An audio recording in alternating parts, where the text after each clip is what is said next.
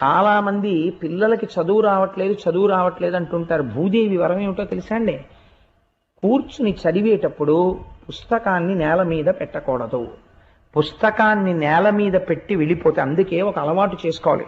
ఏదో ఒక ప్లాంక్ లాంటిది వేసుకుని చదువుకుంటూ గభాలను లేవవలసి వస్తే ప్లాంక్తో పాటు కింద పెట్టాలి తప్ప పుస్తకాన్ని కింద పెట్టేసే అలవాటు అయిందనుకోండి, వాళ్ళ యందు బుద్ధి శక్తి ప్రచోదనం అవ్వదు. ఒకవేళ వాడు ఎంత తెలివైన వాడైనా కీలకమైన సమయంలో పరీక్ష యందు వాడికి సరస్వతి అనుగ్రహం కలగదు. పుస్తకాన్ని నేల పెట్టిన వాడికి సరస్వతీ కటాక్షం ఉండరాదు.